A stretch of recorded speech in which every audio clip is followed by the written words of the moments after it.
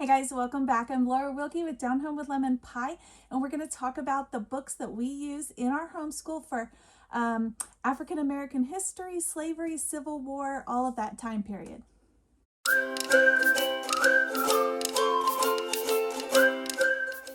All right, guys, welcome back. I'm Laura Wilkie with Down Home with Lemon Pie. I'm a Christian mom. I have 7 little ones. We've been homeschooling since the very beginning, and I had somebody ask me on my channel, another viewer, who wanted to know some of the books that we have used or are using in our homeschool studies that were related to slavery and civil rights for African Americans, those kinds of things.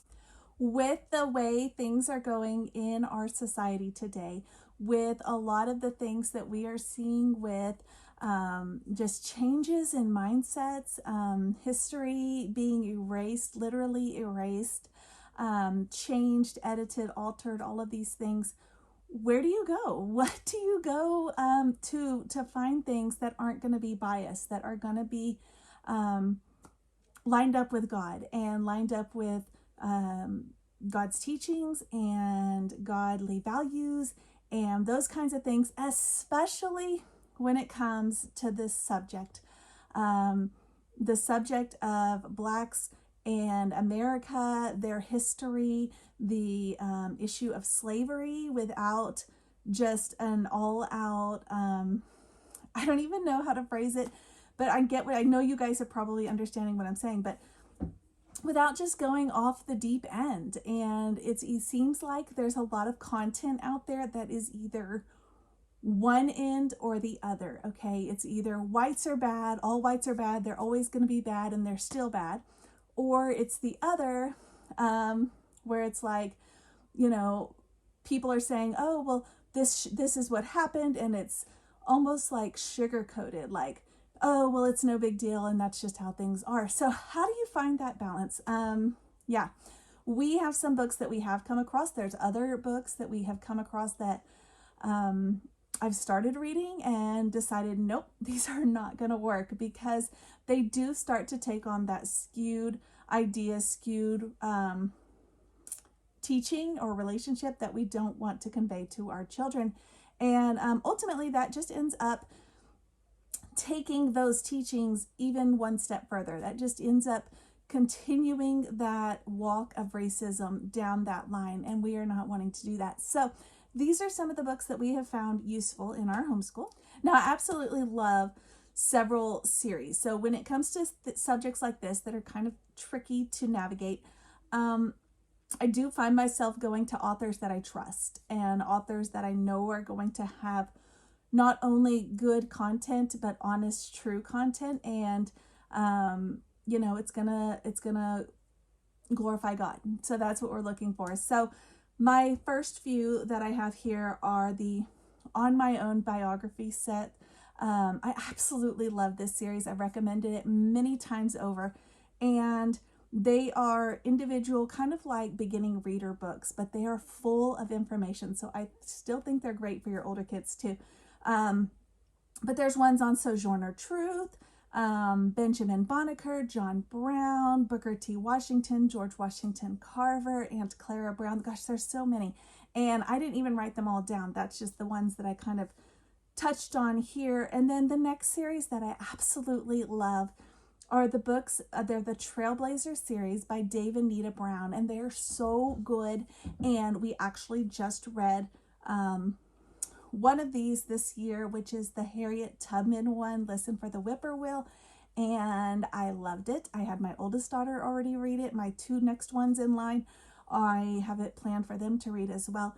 And then I did see that there's some others. Like I saw there was one on David Livingstone, who obviously is not a Black man, but the book is called Escape from the Slave Traders, so I thought that would be a good one to touch on. I did see one on John Newton that was called Runaway Revenge.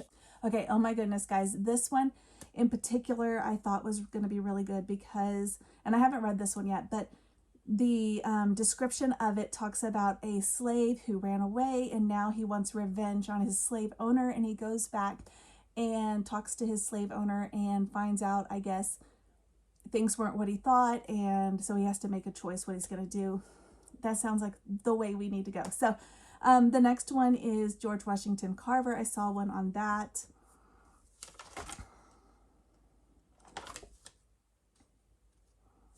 We've also really enjoyed some of the picture books. So I'll just cycle through a few here that we enjoyed.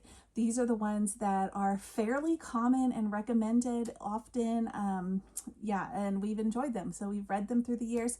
Now, the next one that I really liked was Amos Fortune, because Amos Fortune is about a man who was kidnapped by slave traders and brought to America, treated horribly, different times, but then was purchased by some people who took care of him, and they taught him and they helped him to learn the Bible and learn to read and write and these things.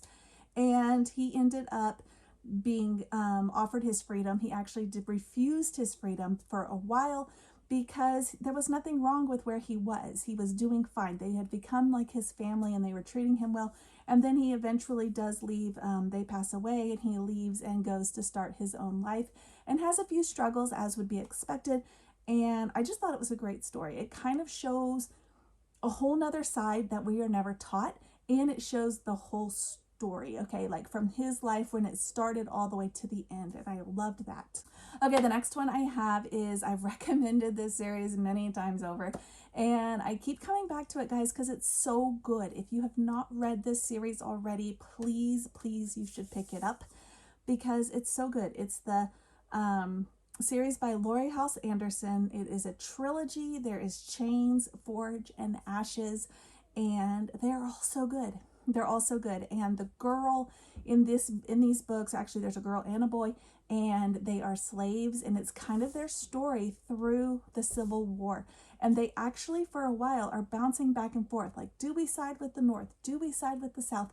And side note, did you know the Civil War was not ultimately is like the main point of the Civil War was not slavery. So that was interesting when we learned about that. But anyway, it was interesting. It was interesting. So these three books really present a good side of slavery, what that looked like, the good and the bad and the ugly, and how they conquered that. These people were amazing. And I think that often we just go straight to slavery is bad, they were attacked, and they conquered that and got better.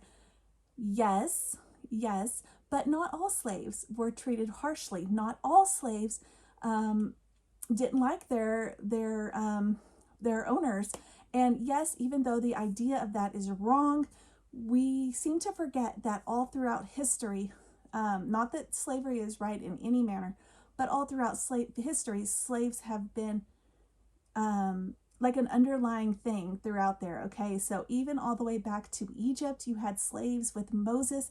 You have slaves all throughout of all different races, and I feel like that's often what's left out of the story, is that it just seems like it's always a whites attacking blacks, okay? And we forget that all throughout history, there have been people who were used as slaves, including white people, and including black people owning other black people. So we just kind of need to cover, if we're going to cover it, we need to cover all the details. And I feel like often those are the things that are left out.